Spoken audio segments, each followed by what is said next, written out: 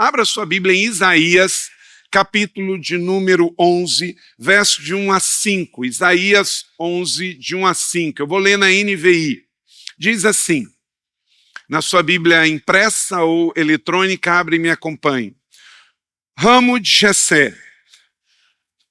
Um ramo surgirá do tronco de Jessé, e das suas raízes brotará um renovo.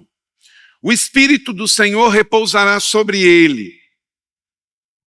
O Espírito que dá sabedoria e entendimento, o Espírito que traz conselho e poder, o Espírito que dá conhecimento e temor do Senhor. E ele se inspirará no temor do Senhor. Não julgará pela aparência, nem decidirá com base no que ouviu, mas com retidão julgará os necessitados. Com justiça tomará decisões em favor dos pobres. Com suas palavras, como se fosse um cajado, ferirá a terra.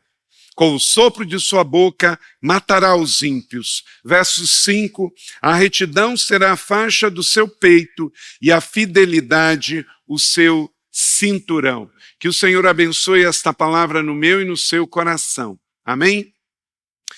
O contexto do Velho e do Novo Testamento bíblico é um contexto rural. Vivemos num mundo, na pós-modernidade, cheio de tecnologia.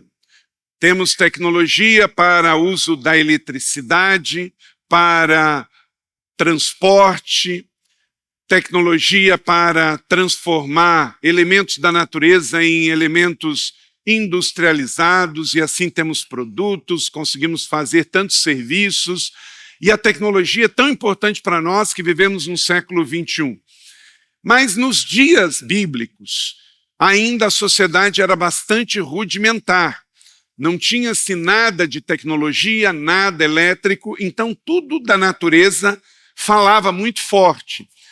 E tanto no Velho quanto no Novo Testamento, os profetas, Jesus, utilizou-se muito do dia a dia, a própria natureza, como as aves, os animais e também as plantas. E era muito comum fazer analogia com carvalho, com palmeiras, que na Bíblia são as tamareiras, de onde se tira o mel de tâmara. Fala-se muito da videira, Jesus mesmo disse que ele era videira, da figueira e da oliveira. A oliveira é uma das árvores mais comuns em todo o Mediterrâneo. Ao redor de todo o Mediterrâneo, pelo tipo de clima, facilita muito o cultivo de oliveira. E embora que o texto aqui não está expressamente falando que é uma oliveira, mas muito provavelmente a analogia se liga diretamente a uma oliveira, que de um toco morto brota um novo ramo e uma nova árvore. Eu estive em Israel dias atrás e sempre quando vamos a gente vai ao horto do Getsemane, ao jardim do Getsemane, que nos dias de Jesus tinha pelo menos 10 vezes o tamanho do que tem hoje. Mas lá ainda, até os dias de hoje, existem troncos de oliveiras que o tempo de Jesus já estavam ali. Aquelas oliveiras, não é exatamente a mesma oliveira, mas do seu toco, brotos novos geraram novas oliveiras e que uma antiga deu origem a uma nova. Veja uma foto como funciona, mais ou menos assim, ó. Quando temos uma oliveira morta, olha aquele toco, e você pode ver que tem uma oliveira em cima, uma do lado esquerdo e uma do lado direito. É exatamente isso que está falando Isaías 11, verso 1. Daquele toco velho nasceu um renovo, um novo broto. E aqueles dois, do lado direito e esquerdo, nasceu justamente da raiz, exatamente como está escrito aqui no texto. Que Jesus, então, vem da raiz de Jessé, que é pai de quem? De Davi, que vem também a linhagem de José. Então, de um velho tronco de oliveira, nasce novos ramos que vão dar novas árvores. Quando você anda aqui pelo nosso campus, tem oliveiras também. Claro que elas não conseguem se adaptar tão bem a um clima de deserto quanto do Mediterrâneo, mas elas estão aqui. Por quê? Porque a oliveira não gosta de muita água, e no Brasil chove muito. Mas ali em frente ao colégio tem 2 árvores bem bonitas de oliveiras, aqui em frente à Casa Betel e aqui atrás. Elas estão ali, são árvores fortes mesmo, até em clima mais diferente, elas estão lá, lutando. A árvore da oliveira é tida como uma das árvores mais fortes do mundo. E Jesus disse, de um tronco velho, de um toco velho, vai sair um renovo.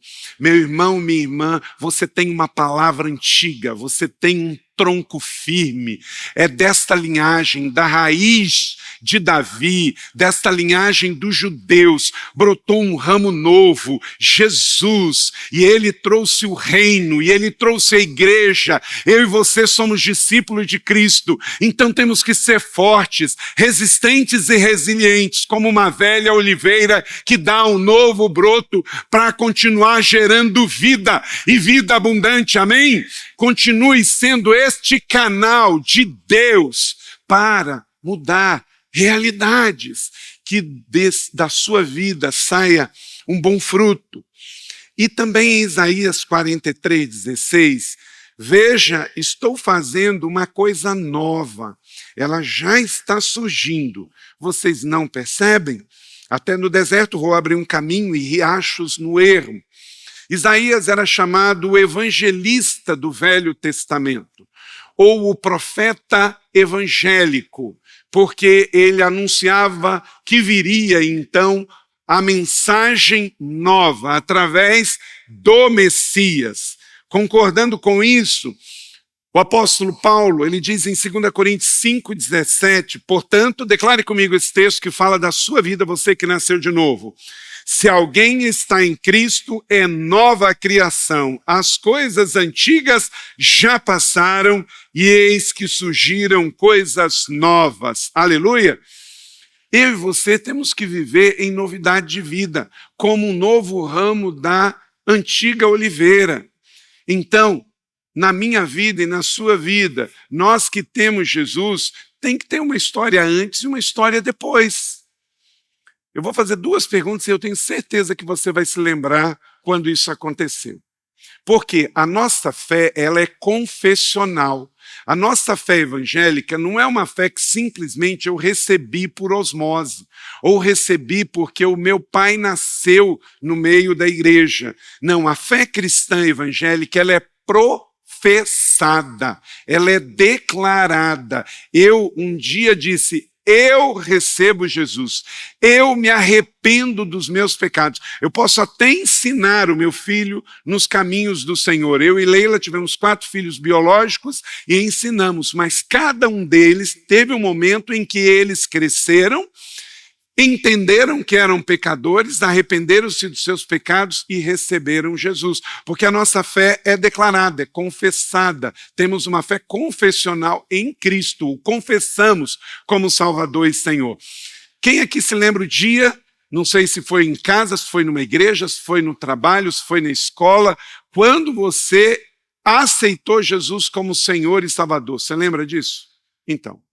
Então você se lembra quando isso aconteceu. Segunda pergunta, quando você se batizou, você desceu as águas em sinal da sua fé. Hoje batizamos 10 novos irmãos aqui, porque nós não batizamos bebês, infantes, porque nós apresentamos como Jesus foi levado por Maria e José no templo.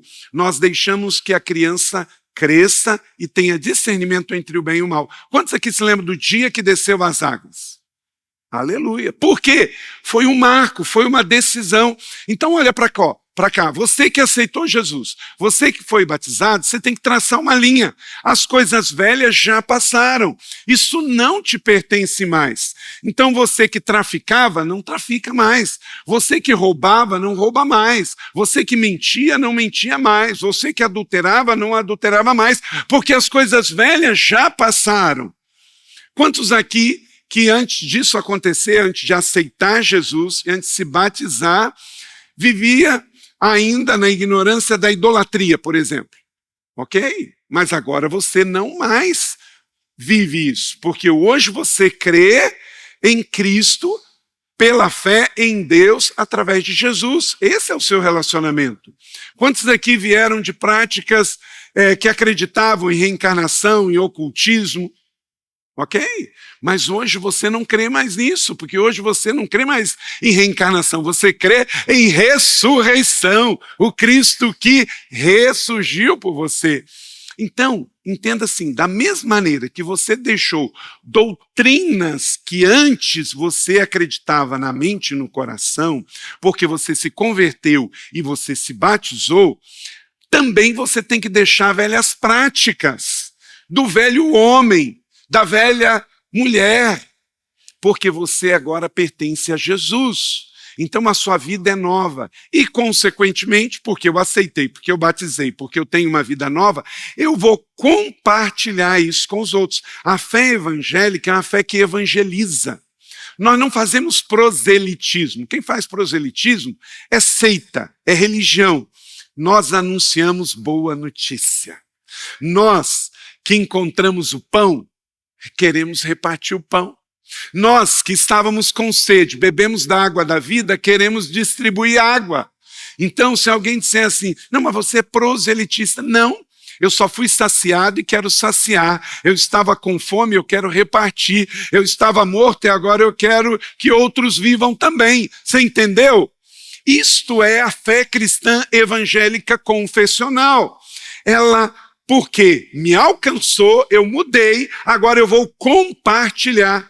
Diga comigo, porque a vida cristã, a vida evangélica de fato faz assim comigo, é receber Jesus, é celebrar Jesus e é compartilhar Jesus, aonde você for como estilo de vida, amanhã na sua escola, amanhã no seu trabalho, você que trabalha no serviço público, e não é pregando com palavras, é repartindo com a vida, é testemunhando, é não sendo uma contradição ao Evangelho, é não sendo antagonista ao Evangelho de Jesus e à fé que um dia professamos. Então Isaías é chamado de o profeta evangélico porque ele ensinou a obra redentora do Messias.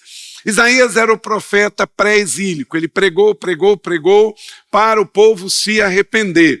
Mas o povo não se arrependeu, Deus permitiu que eles fossem então exilados na Babilônia por 70 anos. Ele, durante toda a sua vida, pregou a vinda do reino de Deus. E, de certa maneira, esse toco foi cortado, era a própria nação de Israel, que por ser uma vinha, e há essa ilustração, por ser uma oliveira, o tempo de cativeiro foi esse corte, e eles ficaram 70 anos.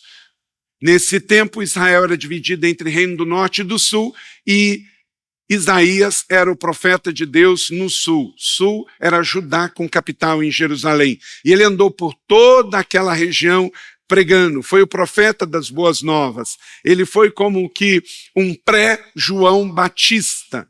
Isaías, João Batista tinham a mesma mensagem. E ele então trouxe o renovo. 4 razões pelas quais Isaías dá aqui em Isaías capítulo 11, para que eu e você possamos de fato andar em amor e compartilhar as boas novas. Primeiro, porque Jesus trouxe vida nova para você. Quem tem algo novo quer celebrar, quer mostrar, quer repartir. Você é um broto novo, você é um rebento novo. Leia comigo de novo, verso 1. Um ramo surgirá do tronco de Jessé e suas raízes brotará um renovo. Nós somos dessa linhagem, nós somos a continuação. A igreja da cidade hoje, eu e você aqui, nós somos a continuação desse mesmo, dessa mesma linhagem, desta mesma continuação histórica. o Velho, o Novo Testamento e a igreja hoje. Então, somos esta árvore que, dela cortada, Jesus, Isaías 6,13, ou o cativeiro, volta à vida para continuar o propósito de Deus. Das raízes virá um broto. Deixa eu te dizer uma coisa muito importante, olha para cá. Deus sempre trabalha com remanescente. Deus sempre trabalha com remanescente. Foi por causa de um homem chamado Noé e a sua família que Deus repovoou toda a terra. Ele quis que todo mundo fosse salvo. A arca era grande, mas só Noé e sua família entrou. Foi por causa de um remanescente que o Senhor trouxe vida para todos nós. Jesus, o único Filho de Deus, trouxe a vida plena para nós. Foi a partir de 12 que Jesus fez uma obra ministerial apostólica. Foi por causa de 5 pães e 2 peixinhos de um menino que Deus, em Cristo, fez um milagre e multiplicou. Então, deixa eu dizer uma coisa para você. Se você é o único da sua família, continue perseverando, que Deus vai usar você. Se a sua família, você olha para a esquerda, para a direita, é primo, é irmão, e só você crê no Senhor, continue perseverando. Deus está ouvindo a sua oração, Deus está vendo a sua integridade, e creia, a sua família vai se converter ao Senhor em nome de Jesus. Não desista, Deus faz obra através de remanescente.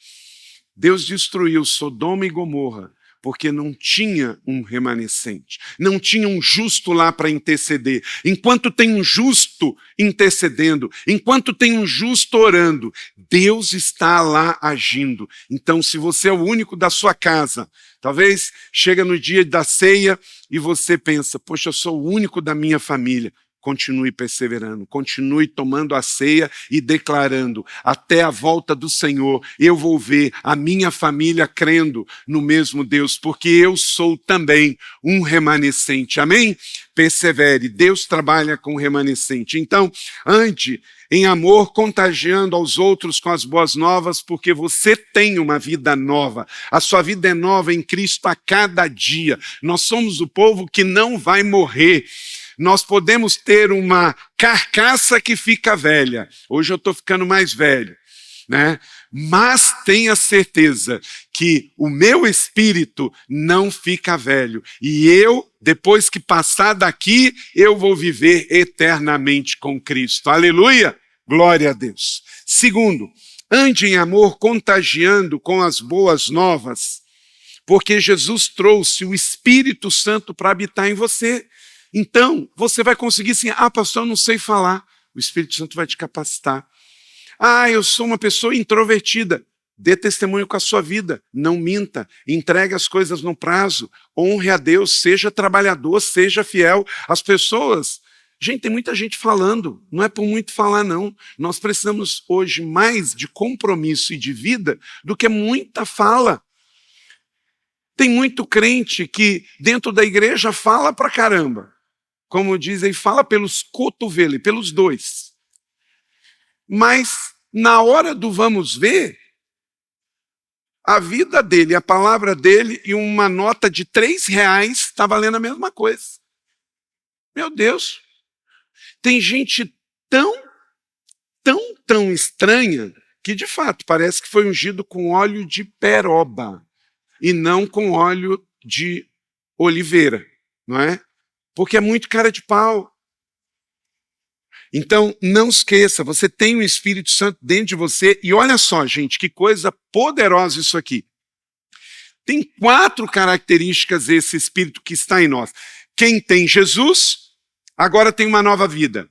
E essa nova vida não é vivida sozinho, é vivida com o Espírito Santo que está dentro de mim, dentro de você. Espírito de sabedoria e entendimento. Diga comigo, sabedoria e entendimento. Conselho e poder. Como o nosso devocional hoje fala dos dons do Espírito Santo. Esse Espírito dentro de nós, ele nos dá dons de serviço, dons de governo, para a gente ser sábio, assertivo, liderar. Por isso que uma pessoa que nasceu de novo, tem uma vida nova e tem o Espírito Santo, meus irmãos, temos que buscar sabedoria.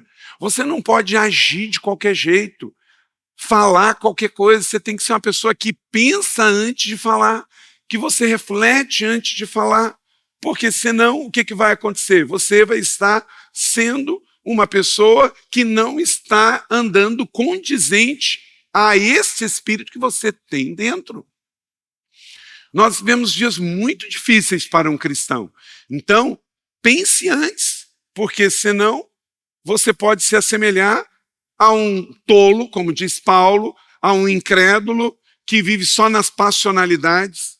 Meus irmãos, às vezes eu fico pensando, se todos os crentes canalizassem toda a energia que têm para suas passionalidades no futebol ou no esporte e na política, a gente já tinha trazido Jesus de volta à Terra. Na hora em que ele está torcendo para o seu time, ou a seleção, ou para o seu político predileto, ele é rubro. Aí entra dentro da igreja, vira tons pastéis. É impressionante. Mas você não é enérgico? Você não é intenso? Você não vibra? Vibra com o seu clube? Ok, não somos religiosos, não temos problema em você vibrar pelo seu clube, pela seleção. É o gosto de cada um, mas você não pode ser menos intenso com as coisas de Deus. Você briga com pessoas, sai de grupo de WhatsApp na sua família por causa de política. Cuidado, vem eleição e agora? Está um fla-flu terrível. Cuidado com isso, porque a eleição passa, mas você tem relacionamentos. Que nessa eleição você ande em amor em nome de Jesus. Saiba discutir com conversa. Quem tem o Espírito Santo... E olha, cuidado, tem gente que quer levar você para a rinha dela. Não vá. Compre as suas brigas certas. Não entre para dentro de brigas que não são suas. E seja uma pessoa que você tem o Espírito Santo dentro de você. E vamos ler também nesse texto os outros princípios. Por exemplo, um é o princípio da retidão e da justiça. Eu acho um absurdo. Por exemplo, nós estamos vendo dias agora. Nós estamos acolhendo aqui 8 famílias ucranianas. Estamos apoiando uma série de ações no Brasil com relação a isso. E aí, por causa de política e de governo, algumas pessoas não querem nem se envolver com o apoio de refugiados. Espera aí. Meu irmão, antes de questão política vem a questão humanitária. Essa semana, como brasileiro, eu fiquei extremamente envergonhado. A Rússia, muito bem, foi expulsa do Conselho de Direitos Humanos da ONU. Óbvio.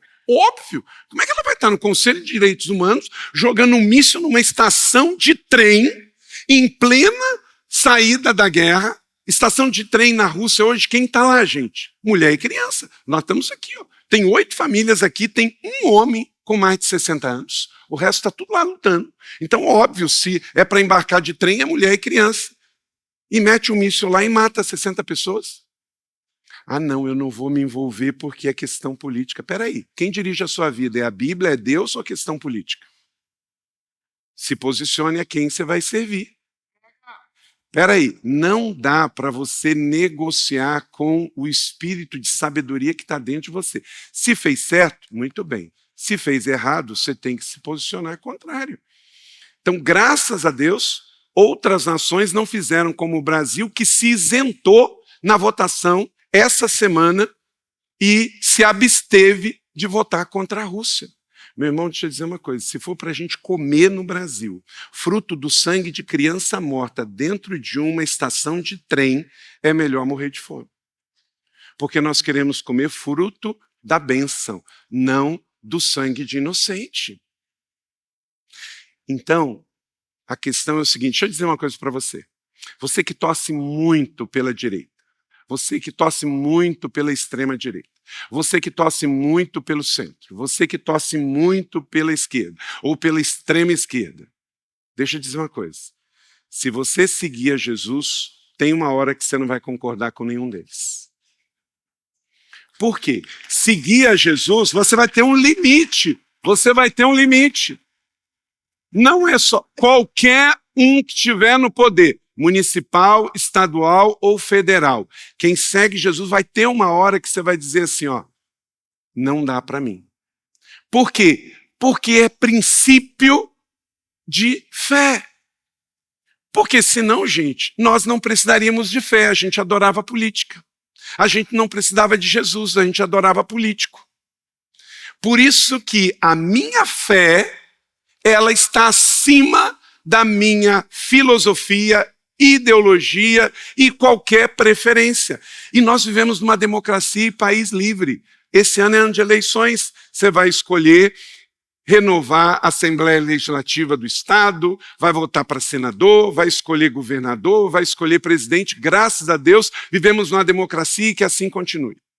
Agora, meu irmão, não se iluda. Se cremos que Jesus está voltando, se cremos que a volta do Senhor, nós também vamos passar por apertos pela fé, então se prepare.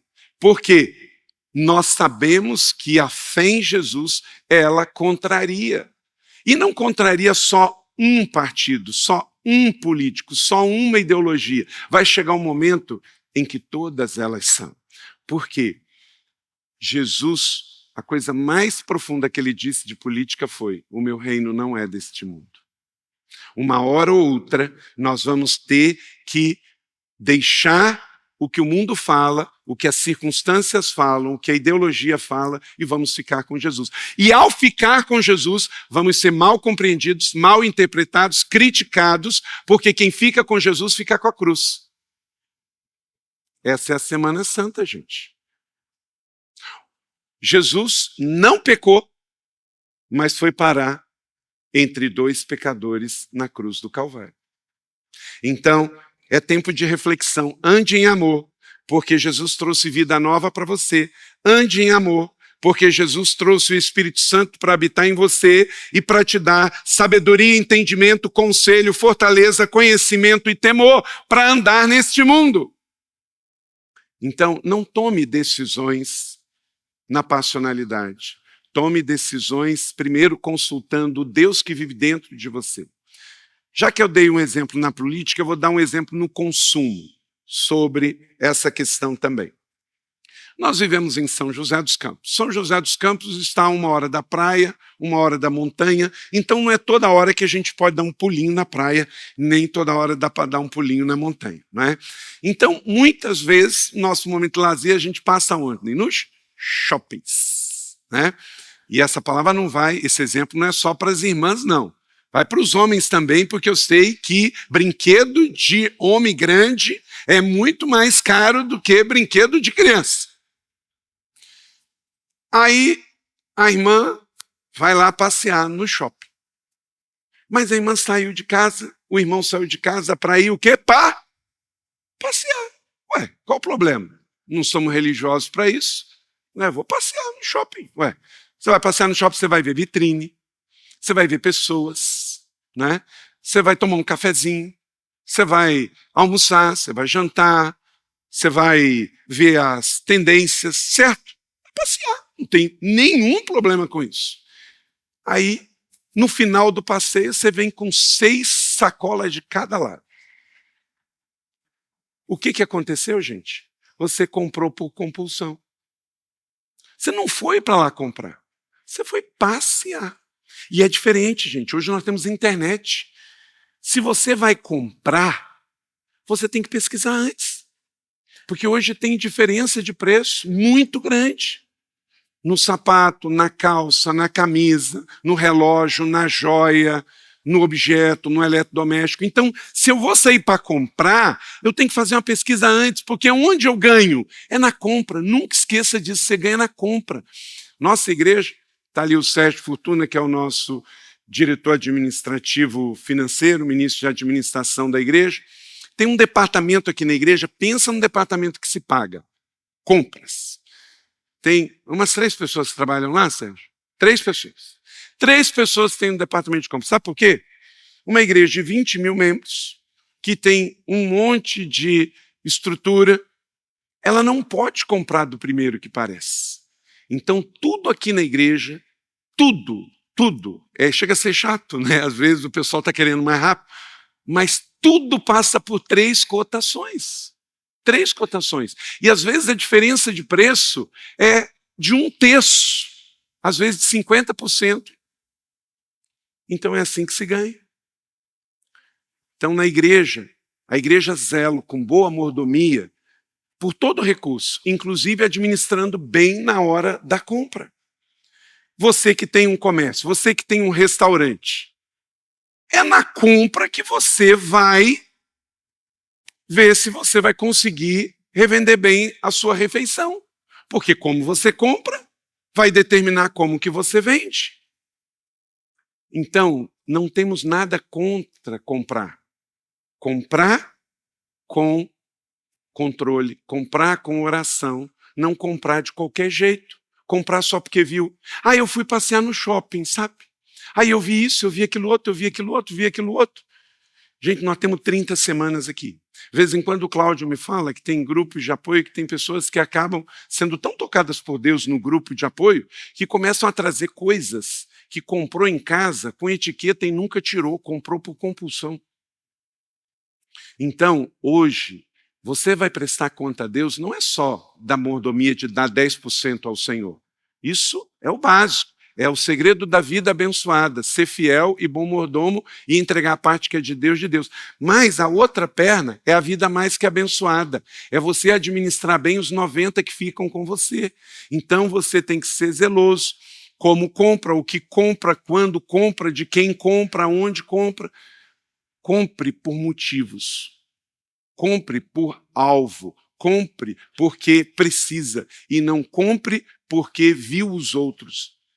Tem gente que compra o que não precisa para pagar com dinheiro que não tem para agradar quem não gosta. Olha, isso não dá. Você vai prestar conta a Deus. Agora, quem nasceu de novo... Porque, gente, isso só acontece lá no mundo, dentro da igreja não. Eu só estou dando exemplo aqui, porque eu sei que tem pessoas que estão vindo aqui hoje na igreja pela primeira vez, mas nessa igreja ninguém faz isso. Aqui o povo nasceu de novo, tem vida nova, tem o Espírito Santo, e antes de comprar, planeja, antes de comprar, pergunta se precisa, aí compra e é abençoado para abençoar. Então entenda, eu não estou falando comprar ou não comprar, é como você vai comprar, é quando você vai comprar, e nunca comprar para desperdiçar. Vamos ser bons mordomos. O Espírito Santo de Deus está dentro de você para que você decida como você vai viver a vida, seja na questão profissional, seja na questão política, seja na questão ideológica, seja na questão financeira, seja no comércio, seja na profissão. Amém ou não amém? O Espírito Santo está dentro de você, consulte-o. Deixe que ele desenvolva um relacionamento com você. Ele não está aí de enfeite, ele não é pinguim de geladeira. Ele é uma pessoa que tem poder e diz o texto que ele quer agir com você com sabedoria, entendimento, com conselho, com sabedoria em nome de Jesus. Ande em amor contagiando com as boas obras, porque Jesus trouxe justiça para a sua vida eterna, não é só para essa, eterna. Deus está vendo tudo. Se alguém for injusto com você, tenha certeza que o justo juiz viu. Verso de número 3, e ele inspirará no temor do Senhor, não julgará pela aparência, nem decidirá com base no que ouviu. Porque na terra tem juízes que erram, tem juízes injustos, tem juiz iníquo, mas o Senhor não fará isso, porque ele não julga no que ouviu, ele julga naquilo que ele já sabe, porque ele tudo vê. Aleluia! Então, deixe a justiça ser o padrão de Cristo na sua vida, como diz 2 Timóteo, capítulo 4, verso 8, que há uma coroa de justiça na cabeça dele, e nós somos os seus súditos. Amém? Quarto e último, ande em amor, contagiando com as boas novas. Por quê? Quarto e último princípio nesse texto de Isaías, capítulo 11, de 1 a 5. Jesus trouxe a fidelidade de Deus para repartirmos o mundo. Veja o verso 5. A retidão será a faixa do seu peito e a fidelidade o seu cinturão. aonde está o cinto, aperta o quê? Os rins. Rins serve para quê? Todo líquido que você ingere, o que faz? Ele filtra. Na vida de um cristão que nasceu de novo, que tem o Espírito Santo, que é justo, a fidelidade é o nosso cinturão. Você é fiel, você não é infiel. Quer dizer, você tem fé, e você é fiel à fé que você professa. Então você tem um cinto ao seu redor. E deixa eu te dizer uma outra coisa muito importante. Eu estou com um cinto aqui. Se eu tirar o cinto, a calça fica o quê? Frouxa. E pode o quê? Cair. Então, um cristão, na armadura, ele tem o cinto da verdade. Porque todo cristão que não tem o cinto da verdade, um dia a calça cai. E a sua vergonha é exposta. Então, se você não quer lá na frente sofrer vergonha, a sua família vergonha, ande na verdade. Porque você pode enganar muitas pessoas por muito tempo. Você pode enganar muitas pessoas por algum tempo. Você pode enganar poucas pessoas por pouco tempo. Mas você nunca vai enganar todas as pessoas por todo o tempo. Porque o próprio diabo que seduz, lá na frente ele quer expor. Então, é só você andar com o cinturão da verdade. Que seja, em nome de Jesus, cada filho da família igreja da cidade ande com o cinto da fidelidade, porque assim filtraremos todas as impurezas do mundo e as nossas vergonhas nunca serão expostas. Amém?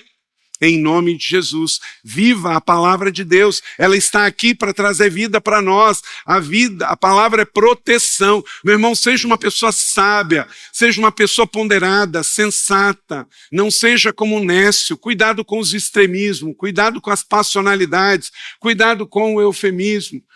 Eu não seria um bom pastor se eu dissesse sim para tudo que um membro tem expectativa. Como você é pai, você nunca pode dizer sim para tudo que seus filhos queriam. Um bom pai não diz sempre sim, um bom pai é justo. Um bom pastor não diz sempre sim, um bom pastor é justo. Quantas vezes eu tenho que, para um filho espiritual, para um pastor, para um ministro, para alguém que trabalha para a igreja, eu tenho que dizer não. Mas eu digo não na abundância, porque há um sim para o todo, há um sim para algo maior. Porque o dia inteiro, eu estou o tempo todo como o pai, o pastor, olhando o todo. Eu tenho que olhar pelas crianças, ao mesmo tempo pela a causa do pobre, da viúva e do estrangeiro, mas também a causa do irmão que está lá com uma necessidade simplesmente de ser ouvido para uma questão de injustiça, de chateação. Enfim, vamos juntos, olhando o todo e sabendo que nunca nós vamos ser completamente compreendidos por esse mundo, porque nós somos o povo de uma cidadania do andar de cima. Amém? Provendo a Escritura que Deus justificava pela fé os gentios, anunciou primeiro boas novas a Abraão. Por meio de você, todas as nações serão abençoadas. Nós somos a continuação disso aqui. O que veio de Abraão, veio para Jesus, veio para nós. Então, querida família, igreja da cidade, ande em amor, contagiando com as boas novas. Quem tem Jesus tem tudo.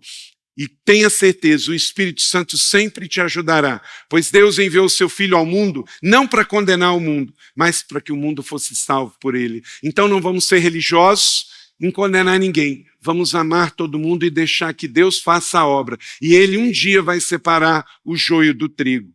Você recebeu em Jesus vida nova, Espírito Santo, justiça eterna e a fidelidade de Deus. Aleluia!